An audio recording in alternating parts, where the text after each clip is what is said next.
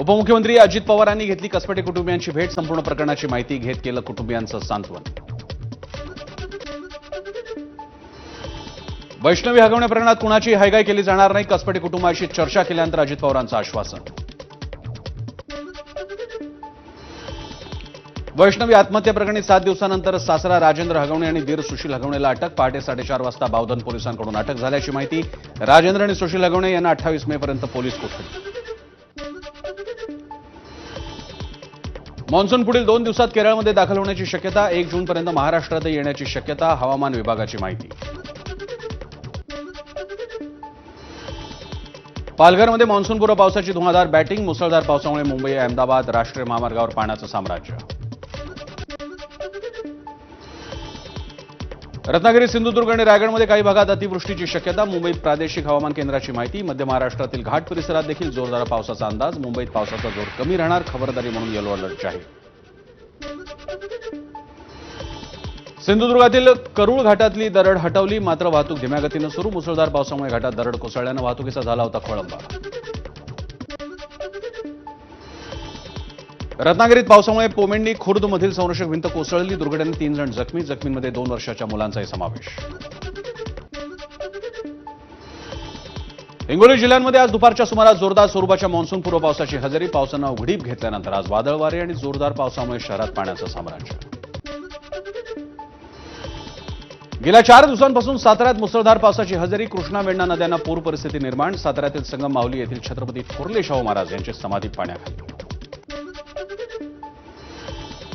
मुंबई नाशिक महामार्गावर प्रचंड वाहतूक कोंडी. भिवंडी ठाणे रस्त्यावर सुमारे 4 ते 5 किलोमीटरपर्यंत वाहनांच्या रांगा. मुंबईत पालिका निवडणुकीसाठी भाजपकडून मिशन 150 राबवलं जाणार. मुंबई महापालिका जिंकणं हा भाजपचा प्रयत्न. युतीमध्ये असताना अनेक वर्ष शिवसेनेकडे सत्ता. मंत्री छगन भुजबळ यांनी स्वीकारला अन्न आणि नागरी पुरवठा विभागाचा पदभार. तर मंत्री अतुल सावेंकडे सोपवण्यात आला दिव्यांग कल्याण विभागाचा अतिरिक्त पदभार. राष्ट्रवादी काँग्रेस शरदचंद्र पवार पक्षाचे प्रदेशाध्यक्ष जयंत पाटील आणि भाजप प्रदेशाध्यक्ष चंद्रशेखर बावनकुळे यांची मुंबईत भेट. मागील एका महिन्यातील या 2 महत्वाच्या भेटीमुळे चर्चांना उधाण. राज्यातील पोलीस उपायुक्त अधीक्षक पदावरील 21 आयपीएस अधिकाऱ्यांची गुरुवारी बदली. गृह विभागाकडून बदल्या प्रसिद्ध.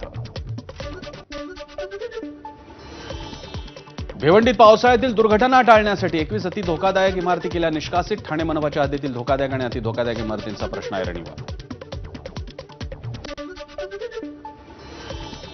लातूर शहरात ड्रग्ज विक्री करणारी महिला आणि ड्रग्ज खरेदी करणाऱ्या दोघांना पोलिसांनी ठोकल्या बेड्या. तर मुख्य आरोपी फरार असल्यानं पोलिसांकडून तपास सुरू.